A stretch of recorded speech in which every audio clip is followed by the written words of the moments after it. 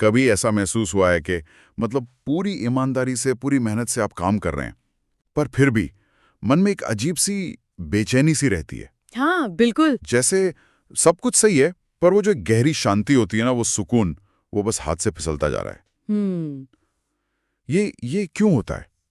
अक्सर शायद इसलिए कि हम अनजाने में ही अपने कामों के फल से, मतलब नतीजों से बहुत ज्यादा जुड़ जाते हैं। सही कह रहे हैं। जैसा कि हमारे आज के स्रोतों में भी कहा गया है, कर्म करते हुए मन में परिणाम की कामना उठे, यही दुख का मूल है। ये एक तरह की अदृश्य जंजीर है ना? बिल्कुल। एक जंजीर जो हमारी आत्मा को नतीजों से बांध देती है और आज की शांति छीन लेती है। हाँ। और ये अनुभव, जैसा आपने कहा, हम सबका है। इसी उलझन को सुलझाने के लिए आज हम भगवद गीता से निकले एक बहुत ही गहरे और प्रैक्टिकल सिद्धांत पर बात करेंगे, निष्काम कर्म। निष्काम कर्म। हाँ, सरल शब्दों में कहें तो ये बिना किसी आसक्ति के, मतलब बिना फल की चिंता किए पूरी लगन से कर्म करने का विज्ञान है। कर्म योग का सार कह सकते हैं इसे। अच्छा, तो आज का हमारा लक्ष्य ये समझना है कि कैसे हम अपने रोजमर्रा के जीवन में, अपने काम में पूरी तरह से लगे रहते हुए भी उसके नतीजों से भावनात्मक रूप से जुड़े बिना रह सकते हैं। बिल्कुल, अनासक्त। अनासक्त। और हमारी ये पूरी चर्चा निष्काम कर्म अनासक्ति का विज्ञान नाम के स्रोत पर आधारित है, जिसमें से कई एंगल से देखा गया है। जी हाँ, तो इस चर्चा में हम सबसे पहले तो यही समझेंगे कि ये निष्काम कर्म आखिर है क्या, इसका सही मतलब क्या है। ठीक है। फिर भगवद गीता और कुछ उपनिषदों के जो जरूरी सूत्र हैं उन पर बात करेंगे, और कुछ कहानियां भी देखेंगे, जैसे अर्जुन, राजा जनक, मीराबाई, जिन्होंने इसे जी कर दिखाया। हाँ, वो प्रेरणा देती हैं। और ये भी समझने की कोशिश करेंगे कि ये जो लगाव या आसक्ति होती है, इसका मनोविज्ञान क्या है, ये मन में काम कैसे करती है। और सबसे जरूरी बात, जैसा आपने शुरू में कहा, कि इसे रोजमर्रा की जिंदगी में उतारें कैसे, इसके कुछ ठोस तरीके हैं क्या?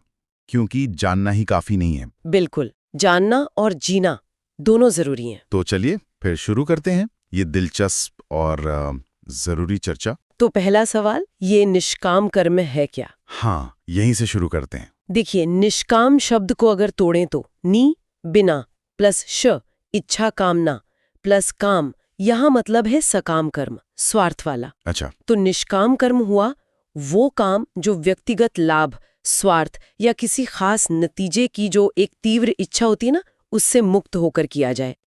तो इसका मतलब ये तो नहीं कि कर्म का कोई उद्देश्य ही ना हो? बिना उद्देश्य के कैसे होगा? नहीं नहीं, उद्देश्य जरूर होता है, बिल्कुल होता है, लेकिन वो उद्देश्य मेरे लिए क्या है, इससे थोड़ा बड़ा होता है। अच्छा, जैसे वो कर्तव्य पालन हो सकता है, समाज की सेवा हो सकती है, या ईश्वर की इच्छा मानकर कर्म करना हो सकता है। भगवद गीता में अध्याय 3 श्लोक 19 में कृष्ण अर्जुन से यही तो कहते हैं। हाँ, वो श्लोक है, तस्माद् असक्तः सततम कार्यम कर्म समाचर, बिल्कुल। असक्तो ह्याचरण कर्मा परमाप्नोति पुरुषः। बिल्कुल। इसका मतलब क्या हुआ सरल भाषा में? इसका सीधा सा मतलब है, इसलिए तुम आसक्ति से रहित होकर, मतलब बिना चिपके हुए, लगातार अपना कर्तव्य कर्म अच्छी तरह करो। क्योंकि जो आसक्ति छोड़कर कर्म करता है वो मनुष्य परमात्मा को पा लेता है। अब यहाँ देखिए, कृष्ण कर्म करने पर जोर दे रहे हैं। सततम कार्यम कर्म समाचार, लगातार कर्तव्य करो। हाँ, कर्म करने पर। लेकिन शर्त क्या लगा दी? असक्तः, बिना आसक्ति के। ये बात बहुत जरूरी है, क्योंकि अक्सर लोग अनासक्ति को निष्क्रियता समझ लेते हैं कि भाई फल की चिंता नहीं तो मेहनत क्यों, प्रेरणा कहाँ से? हाँ, ये एक आम गलतफहमी है।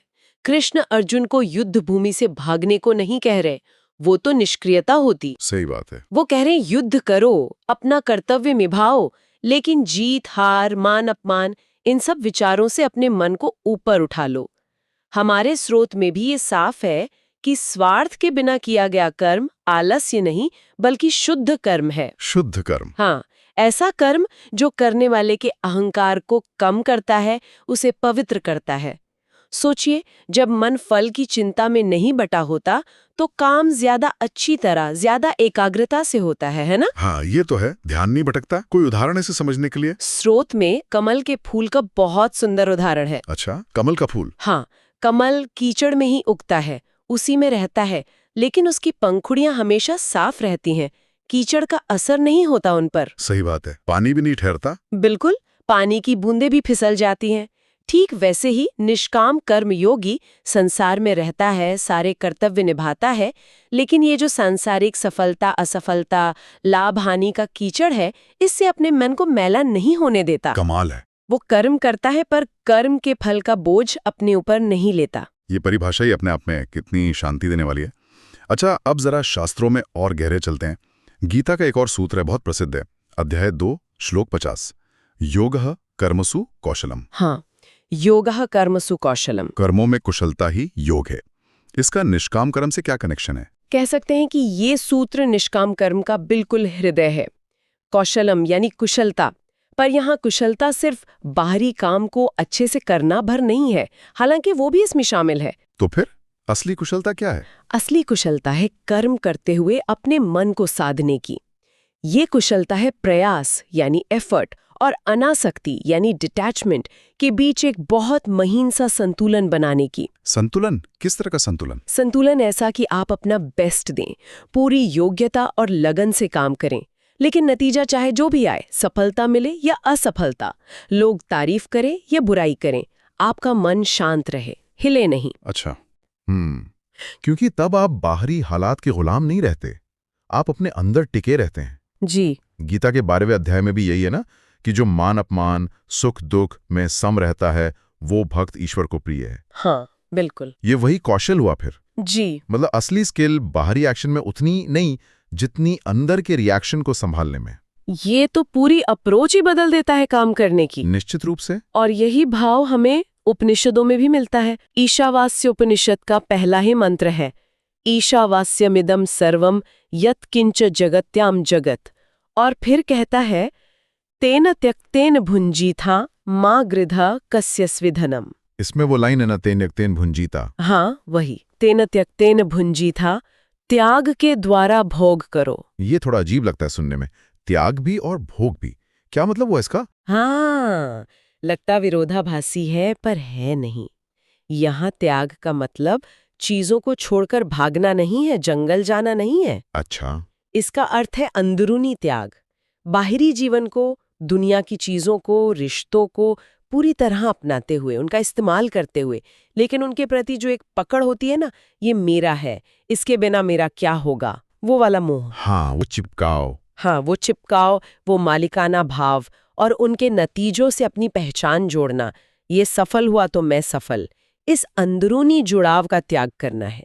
चीजों का भोग करो, आनंद लो, पर उन्हें पकड़ो मत। अच्छा, मतलब इस्तेमाल करो पर मालिक मत बनो। बिल्कुल, यही है त्यागपूर्वक भोग। यानी बाहर से एक्टिव, अंदर से डिटैच्ड।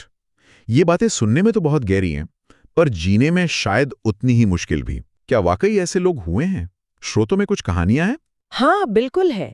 और ये कहानियां हमें हिम्मत देती हैं कि ये सिर्फ कोरी बातें नहीं हैं, इसे जिया जा सकता है। सबसे बड़ा उदाहरण तो महाभारत में अर्जुन का ही है। हाँ। अर्जुन कुरुक्षेत्र में शुरू में वो कैसे मोह में फंसे थे, अपने लोगों को मारने का दुख, राज्य का लालच नहीं था उन्हें। लेकिन जब कृष्ण ने उन्हें निष्काम कर्म समझाया, तब उनका नजरिया बदला।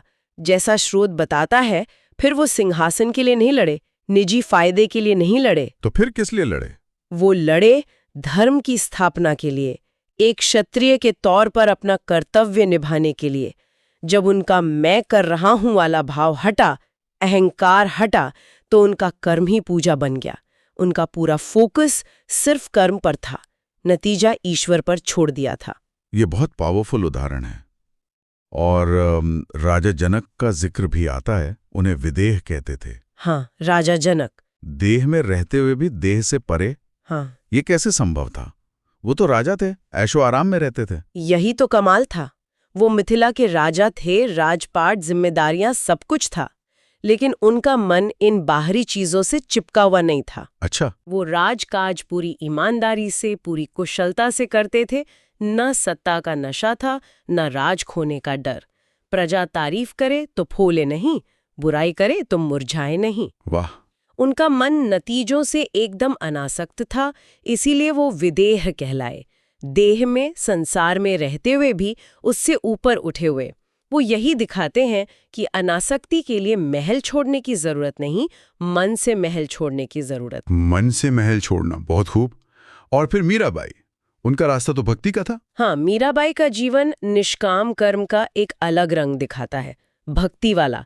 उनका हर काम, चाहे वो भजन गाना हो, नाचना हो, महल छोड़ना हो, समाज के ताने सहना हो, किसी दुनियावी फायदे या नाम के लिए नहीं था। नहीं, वो तो सिर्फ कृष्ण के लिए था। बिल्कुल, वो सब कुछ बस कृष्ण के लिए, उनके गहरे निस्वार्थ प्रेम की एक सहज अभिव्यक्ति थी। उनके लिए कर्म और भक्ति एक हो गए थे। उन्हें परवाह ही नहीं थी कि लोग क्या कहेंगे, नतीजा क्या होगा। उनका कर्म फल की आसक्ति से पूरी तरह मुक्त था, प्रेम से प्रेरित था। जी हाँ। ये पुराने उदाहरण तो बहुत हिम्मत देते हैं, लेकिन आज के जमाने में, इस भागदौड़ वाली जिंदगी में, क्या ये निष्काम कर्म मुमकिन है? स्रोत हमें याद दिलाता है कि ये सिर्फ इतिहास की बात नहीं है। आज भी ऐसे बहुत से लोग हैं जो चुपचाप निष्काम कर्म जी रहे हैं, भले ही वो ये शब्द इस्तेमाल ना करते हों। जैसे? सोचिए उस डॉक्टर के बारे में जो किसी दूर दराज के गांव में बिना नाम या ज्यादा पैसे की चाह के बस मरीजों की सेवा के भाव से काम कर रहा है। हाँ, ऐसे होते हैं। या वो टीचर जो सरकारी स्कूल में कम तनख्वाह, कम सुविधाओं के बावजूद पूरी लगन से बच्चों को पढ़ा रहा है, सिर्फ इसलिए कि उसे ज्ञान देने में, बच्चों को आगे बढ़ते देखने में खुशी मिलती है, प्रमोशन या अवार्ड के लिए नहीं। या शायद वो माँ जो अपने बच्चे के लिए रात दिन लगी रहती है, बिना ये सोचे कि ये बड़ा होकर मेरे लिए क्या करेगा, बस एक निस्वार्थ प्रेम और कर्तव्य भाव से। बिल्कुल, ये सब निष्काम कर्म के ही तो रूप हैं।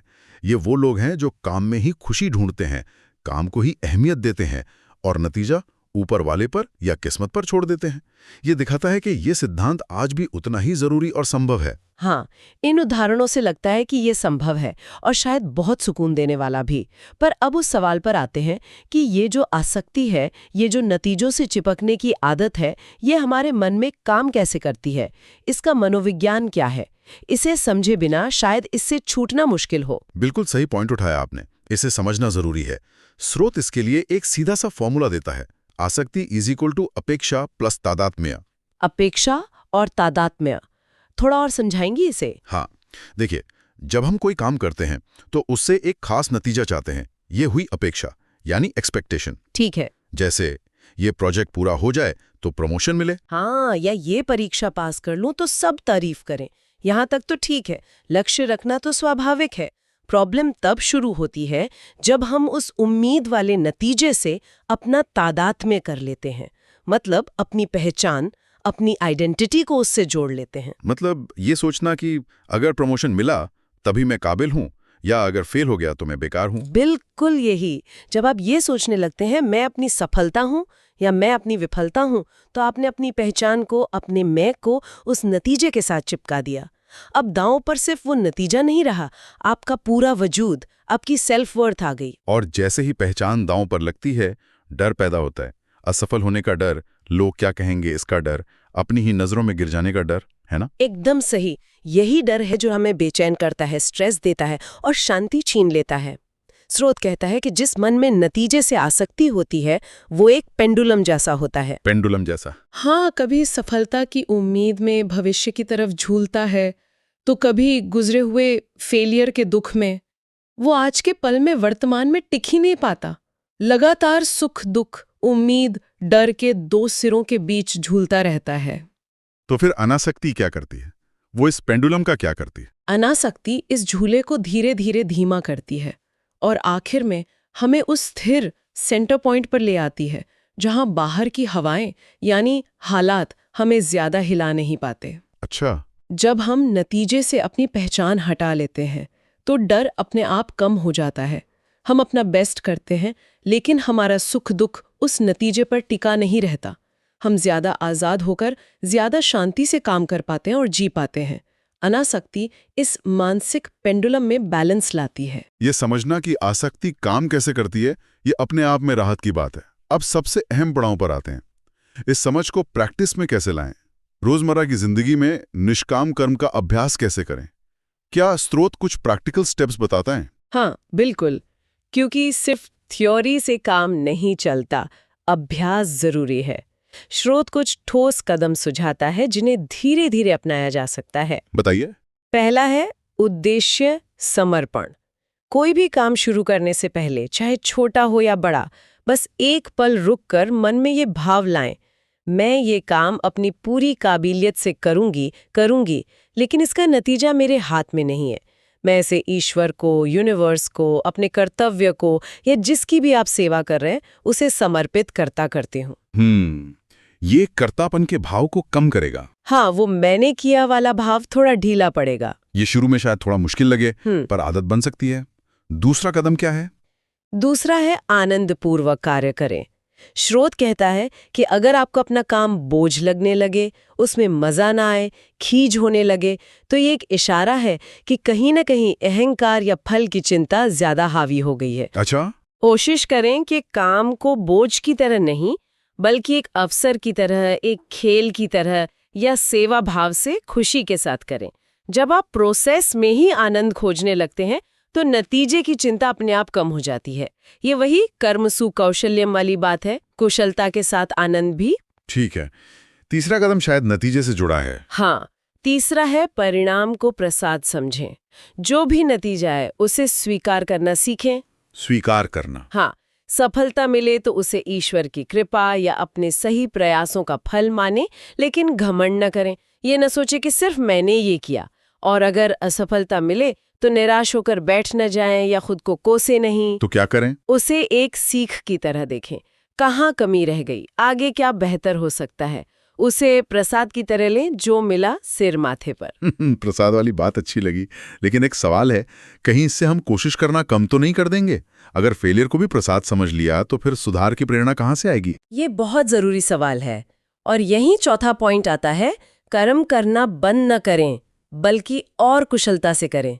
याद रखिए, कृष्ण ने गीता में 3.8 साफ कहा है, नियतम कुरु कर्म त्वम, और ये भी कि कोई भी पल भर भी बिना कर्म किए नहीं रह सकता। हाँ, नहीं कश्चित क्षणम अपि जातु तिष्ठत्य कर्मकृत। बिल्कुल। तो सवाल कर्म छोड़ने का तो है ही नहीं, सवाल है कर्म के प्रति अपने नजरिए को बदलने का। अनासक्ति का मतलब लापरवाही या कोशिश में कमी बिल्कुल नहीं है, बल्कि जब मन चिंता से मुक्त होता है तो कोशिश और ज्यादा फोकस्ड और असरदार हो जाती है। आप असफलता से सीखते हैं, पर उससे टूटते नहीं और फिर से बेहतर कोशिश करते हैं। ठीक है, ये साफ हुआ। कर्म का त्याग नहीं, कर्म फल का त्याग। और पांचवा अभ्यास? पांचवा और शायद सबसे गहरा अभ्यास है साक्षी भाव का विकास करना। साक्षी भाव? हाँ, खुद को कर्ता यानी करने वाला मानने की बजाय एक साक्षी यानी देखने वाला या एक माध्यम इंस्ट्रूमेंट चैनल के रूप में देखें। अच्छा। ये भाव रखें कि कोई बड़ी शक्ति है या प्रकृति का नियम है जो आपसे काम करवा रहा है। आप तो बस एक जरिया माट रहे हैं। जैसे बांसुरी खुद नहीं बजती, बजाने वाला बजाता है, वैसे ही आप भी उस बड़ी शक्ति के हाथ में एक इंस्ट्रूमेंट है। ये भाव मैं और मेरापन को धीरे धीरे कमजोर करता है, जो आसक्ति की असली जड़ है। इसे साधना शायद सबसे ज्यादा वक्त ले, पर यह सबसे ज्यादा मुक्ति देने वाला है। उद्देश्य, समर्पण, आनंद से काम, परिणाम प्रसाद, कर्म न छोड़ना और साक्षी भाव, ये पांचों मिलकर एक रास्ता दिखाते हैं। तो अगर हम इस पूरी चर्चा को समेटें तो निष्काम कर्म का निचोड़ क्या निकला? निचोड़ यही है कि निष्काम कर्म का मतलब कर्मों से भागना या उन्हें आधे अधूरे मन से करना नहीं है। हाँ, इसका मतलब है कर्म को पूरी योग्यता, पूरी लगन, पूरे समर्पण से करना, लेकिन उसके फल पर अपना सुख, दुख, अपनी शांति, अपनी पहचान को टिकाना देना। ये बाहरी चीजों पर अपनी अंदरूनी खुशी की निर्भरता को खत्म करने का रास्ता है। बिल्कुल, ये कर्म करते हुए भी कर्म के बंधन से आजाद होने का विज्ञान है। और जब हम फल की आसक्ति से मुक्त होते हैं तो शायद हम कर्म को ज्यादा बेहतर ढंग से भी कर पाते हैं, क्योंकि हमारा ध्यान नहीं भटता, हम प्रेजेंट मोमेंट में पूरी तरह रहते हैं। बिल्कुल, वही तो है कर्मसु कौशलम। जब मन शांत और फोकस्ड होता है तो कर्म अपने आप सुधर जाता है। और सबसे बड़ी बात, हमें अंदरूनी आज़ादी और सच्ची टिकाऊ शांति मिलती है, जो किसी बाहरी चीज पर डिपेंड नहीं करती। चलते चलते अपने श्रोताओं के लिए एक विचार छोड़ जाते हैं जिस पर वो सोच सकें। जरा सोचिए, क्या होगा यदि हम अपने हर काम को, ऑफिस का काम हो, घर का काम हो, कोई रिश्ता निभाना हो, अपनी पूरी क्षमता, पूरी ईमानदारी से करें, और फिर उसके नतीजे को पूरी तरह से नियति या ऊपर वाले की मर्जी पर छोड़ दें? क्या ये मुमकिन है कि आसक्ति के हटने पर जो एक खालीपन सा महसूस हो सकता है शुरू में, वो असल में डर का खालीपन हो, और वही खालीपन धीरे धीरे शांति, संतोष और शायद जीवन के सहज प्रवाह के अनुभव के लिए जगह बना रहा हो? इस पर सोचा जा सकता है। ये यात्रा शायद आसान ना हो, पर यकीनन बहुत सार्थक है। ओम तत्सत।